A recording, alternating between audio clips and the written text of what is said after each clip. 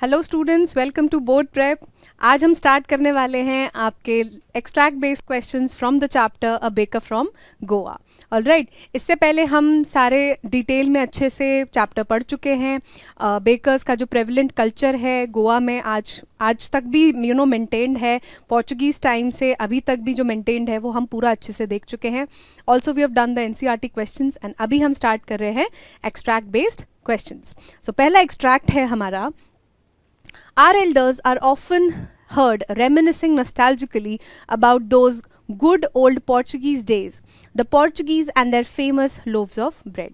यहाँ पे वो स्टार्टिंग का ही ये फर्स्ट पार्टी है हमारे चैप्टर का, जहाँ पे वो ऑथर जो हैं वो अपने एल्डर्स के बारे में बात कर रहे हैं कि ज़्यादातर जो एल्डर्स थे वो बैठे हुए बात करते हुए दिख जाते थे, याद करते हुए दिख जाते थे the good old Portuguese days, जब पोर्चुगीज़ का जो रूल था बहुत प्रेवलेंट था। दे वर रूलिंग गोवा एंड उनका बहुत ज़्यादा कल्चरल डोमिनेंस था गोवा पे, ठीक है। और उससे भी ज़्यादा वो क्या याद कर रहे थे कि जो लोव्स ऑफ ब्रेड का जो कल्चर था उसको बहुत ही अच्छे तरीके से they had very fond memories of that. Those eaters of loaves might have vanished, but the makers are still there। अब eaters यहाँ पे कौन? Portuguese people। वो चाहे फिर भी चले गए हैं, vanished मतलब एकदम से चले जाना, चाहे वो अभी भी चले गए हैं, बट जो makers हैं, जो mixers हैं, molders हैं और जो bakers हैं वो सब अभी भी यही हैं। इसका मतलब ये है कि जो कल्चर है ब्रेड मेकिंग का वो अभी भी गोवा में कायम है। We still have amongst us the mixers, the molders and those who bake the loaves। Those as old time tested furnaces still exist. और क्या है कि पहले जो फर्नेसेस मतलब जो भट्टियाँ जो यूज़ होती थी बेकिंग के लिए वो भी यही हैं। जो मिक्सर्स, मोल्डर्स और जो बेकर्स थे वो भी अभी भी प्रेजेंट है वहाँ पे गोवा में। इससे हमें पता चलता है कि आज भी जो है बेकिंग का कल्चर बहुत ज़्यादा प्रेवलेंट है, बहुत ज़्यादा देखा जाता है गोवा के अंदर। The fire in the furnaces has not been extinguished. अभी भी जो फायर है, जो आग है उन फर्नेसेस की, उन भट्टियों की, वो अभी भी बुझी नहीं है। मतलब अभी भी वहाँ पे ब्रेड मेकिंग का काम जो है वो चालू है। The third and jingle of traditional bakers' bamboo, heralding his arrival in the morning, can still be heard in some places। और जो बैम्बू स्टिक से जो वो मार के जो बेकर होते थे वो बेचने के लिए आते थे, वो अभी भी काफ़ी प्रेवलेंट है, काफ़ी दिख जाता है, सुनने को मिल जाता है कि जो बेकर है वो ब्रेड बेचने के लिए आ गए हैं। हराल्डिंग मीन्स अनाउंसिंग देयर अराइवल्स। कैसे अनाउंस करते थे? बैम्बू स्टिक को मार के। किस पे? ग्राउंड पे। Maybe the father is not alive, but the son still carries on the family profession। और मे बी जो फादर थे जो पहले पोर्चुगीज़ टाइम से या फिर जो ऑथर छोटे थे उस टाइम पे जो भी रहे होंगे एल्डर जो चलाते थे ब्रेड बेकिंग का बिजनेस, वो चाहे अब अलाइव ना हो, वो चाहे ना रहे हों, बट उनका जो बेटा है वो अभी भी क्या करता है? कैरी ऑन कर रहा है उस प्रोफेशन को। These bakers are even today known as pader इन गोवा। और आज भी इन बेकर्स को किस नाम से जाना जाता है? पैडर नाम से जाना जाता है। तो इसका पहला क्वेश्चन देखते हैं, what does the phrase as old in the passage mean. और इस पैसेज में एज ओल्ड जो फ्रेज है इसका मतलब क्या है? पहला, मॉडर्न, ब्रांड न्यू, एंशिएंट और रीसेंट। ध्यान से देखोगे तो ये जो तीनों ही वर्ड्स हैं वो ऐसा दर्शाते हैं कि हम किसी ऐसी चीज़ के बारे में बात कर रहे हैं जो कि नई है। लेकिन जो एज ओल्ड जो वर्ड है, एक तो पुराना, एज ओल्ड जो है हम ट्रेडिशन से बात करें तो ट्रेडिशन कभी भी रीसेंट नहीं होता है ना, पुराने टाइम से चला आ रहा होता है। So that means that the word ancient is going to give the meaning for as old reference here. According to the passage, what is the significance of the thud and jingle of the traditional baker's bamboo? और passage के हिसाब से जो third and jingle जो आवाज़ आती है जब बेकर आते थे अपनी ब्रेड को बेचने के लिए, उसका क्या मतलब है? यहाँ पे क्या सिग्निफिकेंस है? It signals the end of the work day. जैसे स्कूल में घंटी बजती है tin tin tin tin last की, आपको पता लगता है कि छुट्टी हो गई है, तो ऐसे ही ये जो थर्ड एंड जिंगल आवाज़ है इससे ये पता चलता है कि दिन का जो है वो अंत हो गया, अब आप काम बंद कर दो। It announces the arrival of the baker in the morning. वो जो थर्ड एंड जिंगल जो आवाज़ है वो इस चीज़ का काम करती है कि हाँ जी अब बेकर आने वाला है, अनाउंस हो गया है कि baker is coming to sell you the bread. It signifies a problem with the baker's equipment. ये थर्ड एंड जिंगल ऐसी आवाज़ है जब जब भी बेकर्स अपना काम कर रहे होते तो अगर कोई दिक्कत होती थी तो वो आवाज़ है। It indicates the baker's retirement, या फिर बेकर जो है वो रिटायर हो रहे हैं अपने काम से, वो बताता है। तो हमको पता है कि जो थर्ड एंड जिंगल है वो क्या करते थे, हराल्डिंग हिज अराइवल, मतलब announcement of the baker's arrival के लिए मतलब यू नो यूज होती थी और सुनाई देती थी कि बेकर जो है वो आने वाले हैं। Next, what is the meaning of extinguished in the passage? Extinguish का मतलब पूछ रहे हैं यहाँ पे, इग्नाइटेड, यू नो इग्निशन का मतलब होता है जलाना, दोबारा से या फिर किसी एक चीज़ को, नई चीज़ को जलाना। एग्जैजरेटेड, अब सी यहाँ पे क्या है, क्योंकि सिमिलर मीनिंग पूछा है तो एक्सटिंग्विश और एग्जैजरेटेड को आप सोच सकते हो कि एक्स एक्स आ रहा है तो मे बी सिमिलर हो। So these are the things that you need to keep in mind. But exaggerated का मतलब होता है जैसे आप किसी चीज़ को बढ़ा चढ़ा के जब बात करते हो, ठीक है। तो एक्सटिंग्विश्ड का उससे कोई मतलब नहीं है। पुट आउट, एक्सटिंग्विश मतलब, अच्छा इससे आपको एक आइडिया लग सकता है कि जैसे आप स्कूल्स में या फिर किसी भी एक फैसिलिटी में देखोगे वहाँ पे फायर एक्सटिंग्विशर्स रखे होते हैं, तो उससे क्या करते हो आप, आग जलाते हो? नहीं। In case of a fire आप उसको यूज़ करते हो फायर को बुझाने के लिए। दैट मीन्स एक्सटिंग्विशिंग का मतलब होता है फायर को दबाना या फिर फायर को बंद करना। That means put out is the correct meaning of the word. Improve भी नहीं है ये, इस वाले को तो आप यू नो थ्रू एलिमिनेशन भी सॉल्व कर सकते हो। What do the bakers in Goa today continue to be known as mentioned in the passage? ये तो हम पूरे चैप्टर में पढ़ते हुए आ रहे हैं कि जो बेकर्स हैं उनको किस नाम से जाना जाता है, पैडर्स के नाम से। लेकिन यहाँ पे और भी सारी रेफरेंसेस हैं जिसमें आप कंफ्यूज हो सकते हो। शेफ में तो चलो नहीं होगे, बट मिक्सर्स में या फिर मोल्ड मेकर्स, इनमें कंफ्यूज हो सकते हो। So that is not the answer, pader is the answer. What does the term time tested mean? अब टाइम टेस्टेड का मतलब क्या है? पहला, प्रूव्ड इनइफेक्टिव, मतलब इफेक्ट नहीं है उसका, मतलब यू नो काम में नहीं आती वो चीज़। वर्केबल है, मतलब फंक्शन तो कर रही है बट काम में नहीं आ रही है। And useful over a long period of time, but जब इनइफेक्टिव है, जब उसका कोई यू नो हमें यूज ही नहीं है, तो टाइम टेस्टेड का मतलब क्या हुआ यहाँ पे? क्योंकि टाइम टेस्टेड हम किस रेफरेंस में यूज़ कर रहे थे, फर्नेसेस के रेफरेंस में यूज़ कर रहे थे, right. So this is wrong. Proved effective, workable and useful over a long period of time, कि इफेक्टिव भी है, काम पूरा करके देती है, वर्केबल है मतलब चलती भी है, एंड यूजफुल भी है, और over a long period of time. Time tested का यही मतलब है कि खूब लंबे टाइम तक जब किसी चीज़ को यूज़ किया जाए और वो अच्छी चले, that means time tested. So this is going to be the correct answer. Third वाला क्यों नहीं होगा? प्रूव्ड इफेक्टिव, नॉट वर्केबल, काम ही नहीं कर रही है तो फिर उसका कोई पॉइंट नहीं है, right. So these two options are going to be wrong. Next, during our childhood in Goa, the baker used to be our friend, companion and guide. अब क्या थे बेकर जो है वो, क्योंकि हर ओकेजन में यू नो इन्वॉल्व होते थे, marriages, you know engagements, Christmas and everything, और डेली वो आके बच्चों से 2-2 बार मिलते थे, तो नेचुरली क्या होता है, एक फ्रेंडली यू नो वो बन जाता है, रिलेशनशिप बन जाता है। तो इसीलिए जो बेकर थे गोवा में, वो क्या थे, बच्चों के एक फ्रेंड भी थे, उनकी कंपनी भी रखते थे, कंपेनियन भी थे, और उनको बहुत सारी चीज़ों के लिए गाइड भी करते थे। He used to come at least twice a day. Once when he set out in the morning on his selling round, and then again when he returned after emptying his huge basket. क्या था कि 2 बार तो आते ही थे, कम से कम बार दोबारा भी आ सकते थे, यू नो तिवारा या चौथे टाइम भी आ सकते थे, लेकिन 2 बार तो उनका कंफर्म ही था। पहला कब? जब वो क्या करते थे, सेलिंग राउंड के लिए निकलते थे, मतलब सारी ब्रेड को बेचने के लिए निकलते थे, और सेकेंड राउंड होता था जब वो अपनी पूरी ह्यूज बास्केट को पूरा ख़त्म करके, बेच के, खाली करके फिर आते थे। The jingling thud of his bamboo woke us up from sleep and we ran to meet and greet him. और जो जिंगलिंग थर्ड होती थी, जो बैम्बू की जो आवाज़ होती थी, उससे पता लग जाता था कि जो बेकर हैं वो आ गए हैं, और उसी से हमारी नींद क्या थी, खुल जाती थी, और हम जाके उनको ग्रीट करते थे, नमस्ते बोलते थे, हेलो बोलते थे, या फिर गुड मॉर्निंग बोलते थे। Why was it so? Was it for the love of the loaf? क्या ऐसा क्यों था, मतलब बच्चों में इतना एक्साइटमेंट क्यों था बेकर के आने का? क्या आज आपने कभी देखा है कि कहीं पे ब्रेड मिल जाए तो बच्चे एकदम कतई भयंकर ही एक्साइटेड हो जाते हैं? नहीं, दैट डज नॉट हैपन। तो उस टाइम पे ऐसा क्या था कि जो बच्चे इतना भाग के पहुंचते थे? The loaves were bought by some Paskin or Baston, the maid servant of the house. क्यों जो ब्रेड होती थी उसको खरीदने के लिए तो घर के जो सर्वेंट होते थे वो आते थे, जो मेड होती थी, और उन्होंने इसे रैंडमली नाम बताया कि पैस्टन होती थी या बास्किन होती थी।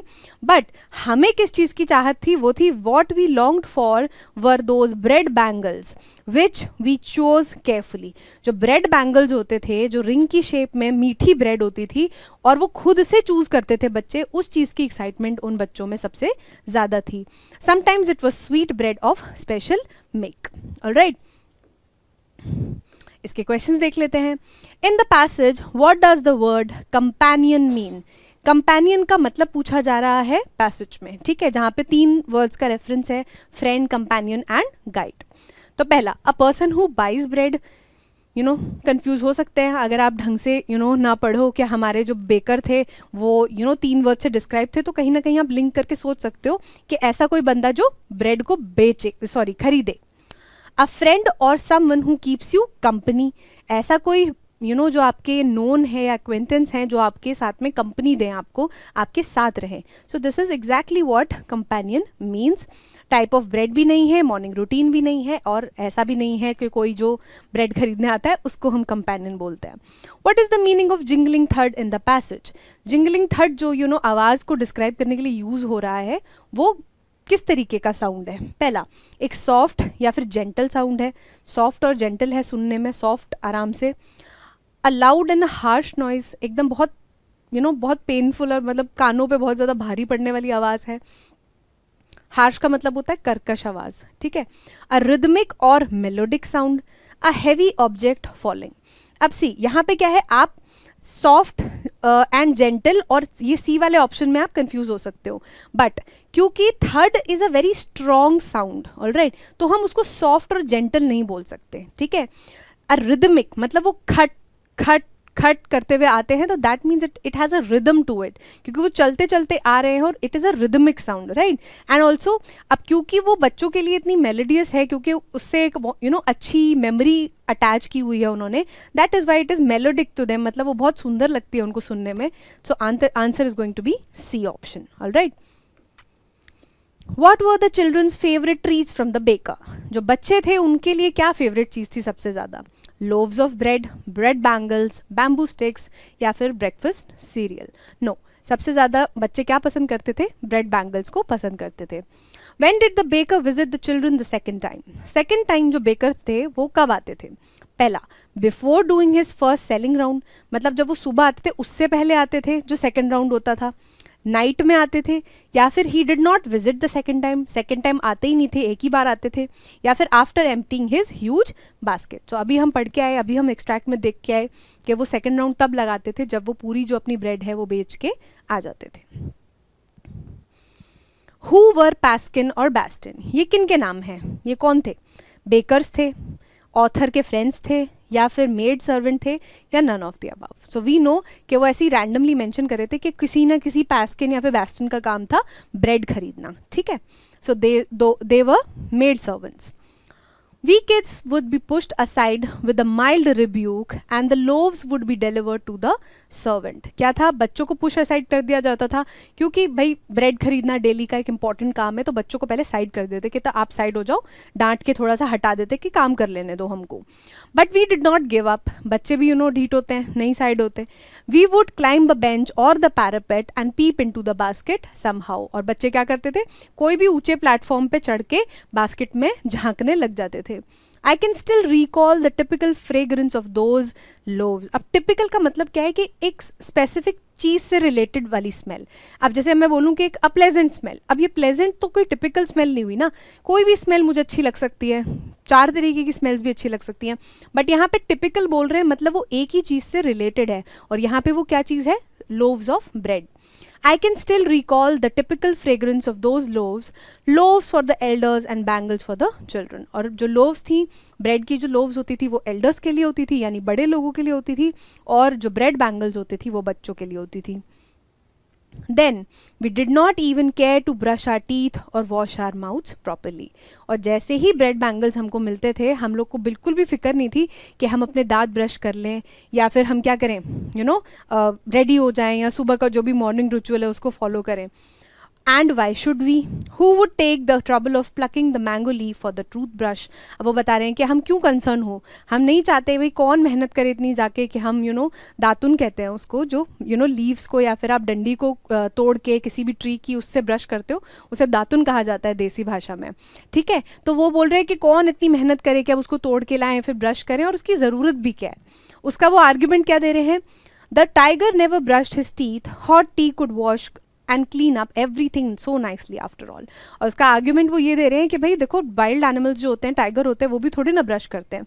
और अगर ठीक है चलो मान लिया हमारे लिए इंपॉर्टेंट है साफ रखना, तो जो गर्म चाय है उससे तो सारा मुंह साफ हो ही जाएगा। ये था उन बच्चों का मानना।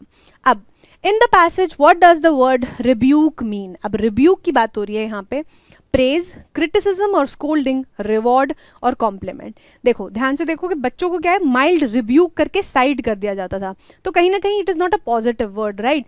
तो प्रेज भी नहीं होगा, रिवॉर्ड भी नहीं होगा और कॉम्प्लीमेंट भी नहीं होगा। बच्चों को क्या कहता है, जो छोटा सा थोड़ा सा डांट दिया जाता था कि भाई तुम साइड हो जाओ, ठीक है। तो दैट मीन्स क्रिटिसिज्म और स्कोल्डिंग मतलब होता है रिब्यूक का। What is the meaning of parapet in the passage. अब ध्यान देना, पैरापेट हम कहाँ यूज कर रहे थे कि बच्चे उसको क्लाइंब कर रहे हैं, that means it is sort of a structure.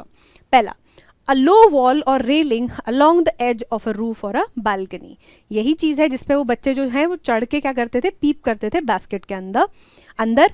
Type of bread है नहीं, बेंच है नहीं, सर्वेंट का नाम है नहीं। ऑलराइट, तो answer is going to be A. According to the passage, why did the children not care to brush their teeth or wash their mouths properly? Passage के अकॉर्डिंग बच्चे जो थे वो क्यों ब्रश नहीं करते थे और नहीं सोचते थे कि भाई हमें मुंह धो लेना चाहिए। Because they did not like brushing there teeth, उनको ब्रश करना पसंद नहीं था। Because they believed hot T could clean everything, उनको ऐसा लगता था कि जो गर्म चाय होती है वो सब कुछ क्लीन कर देती है माउथ के अंदर। Because they did not have tooth brush, ऐसा तो कुछ भी नहीं है, टूथ ब्रश तो थे, वो बना सकते थे कभी भी मैंगो लीफ से। और parents did not insist on good hygiene, और पेरेंट्स नहीं चाहते थे कि बच्चे जो हैं अच्छे से हाइजीनिक तरीके से रहें। सो ऑब्वियसली बात है these three options are wrong, तो answer is going to be B. What does the author feel about the importance of using a toothbrush? अब जो ऑथर है उनको क्या लगता था छोटे में कि जो टूथब्रश है उसकी क्या इंपॉर्टेंस है उनकी लाइफ में। पहला, it is absolutely essential for good health, कि वो बहुत ही ज़्यादा इंपॉर्टेंट है। It is unnecessary as even tigers don't use toothbrushes, so this is the reference he was using.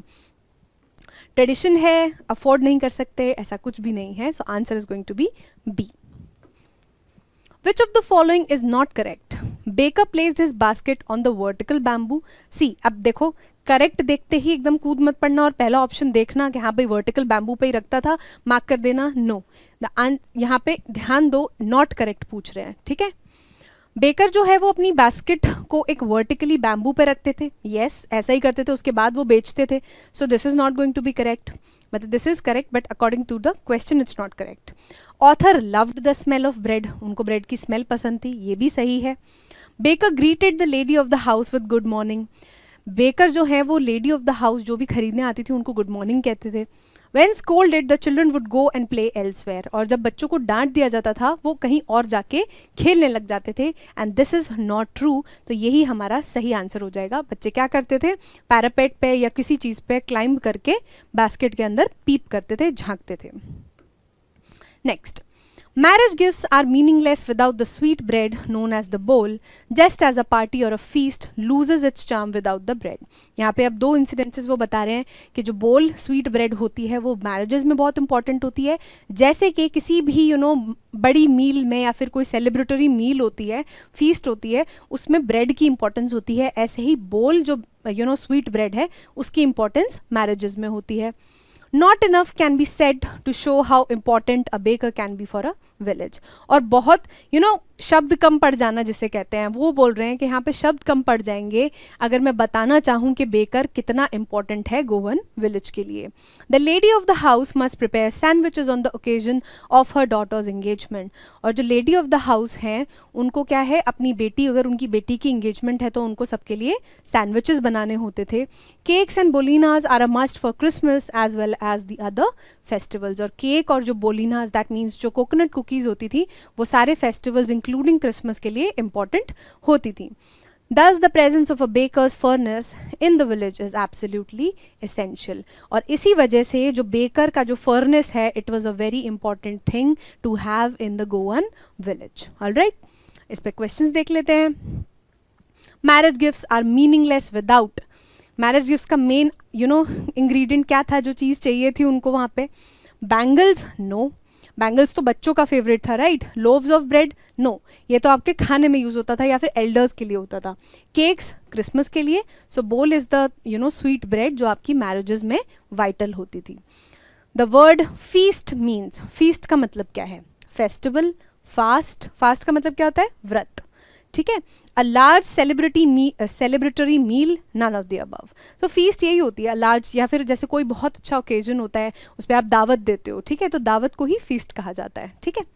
Next, select the correct pairs.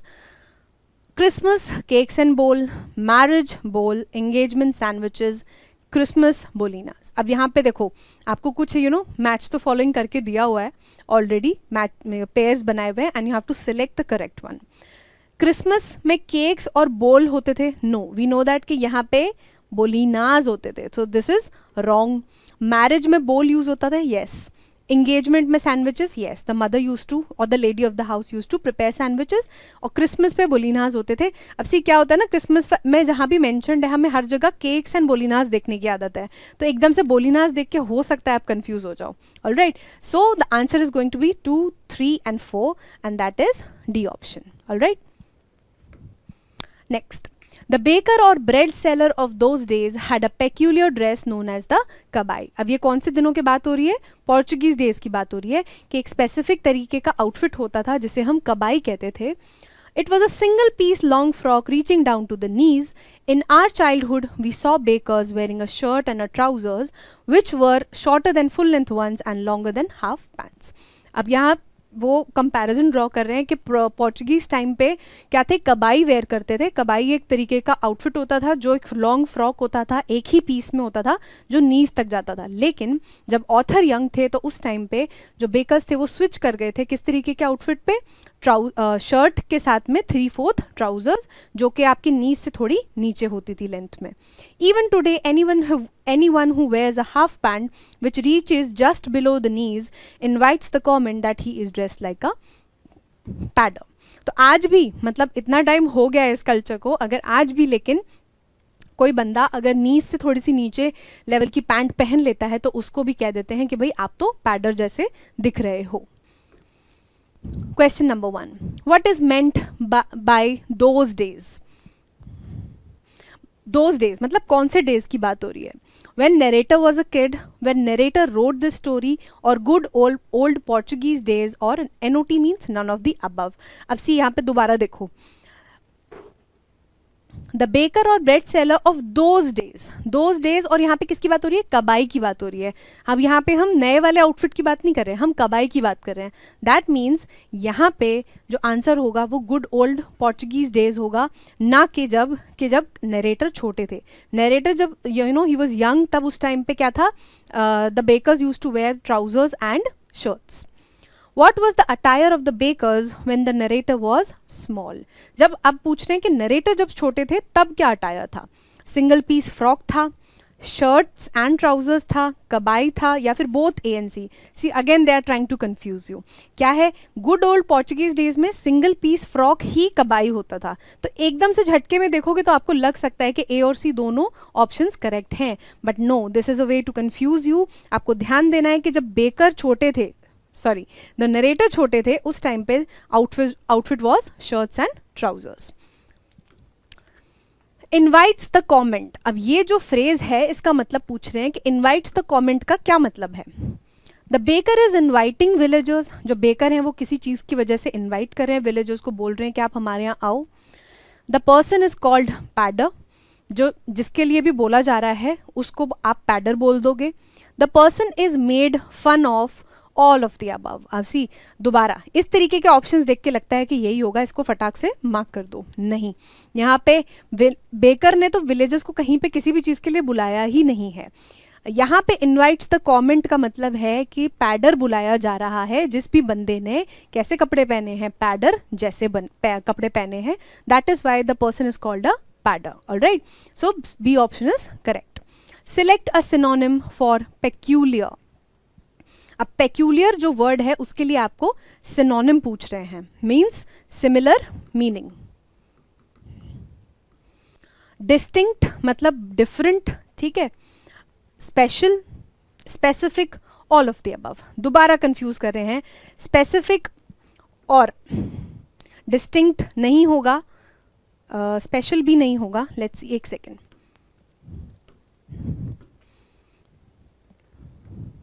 हाँ, इसका आंसर आपका होगा स्पेसिफिक, मतलब एक तरीके से एक डिफरेंट तरीके का अटायर जो आपका दूर से ही पता लग जाए.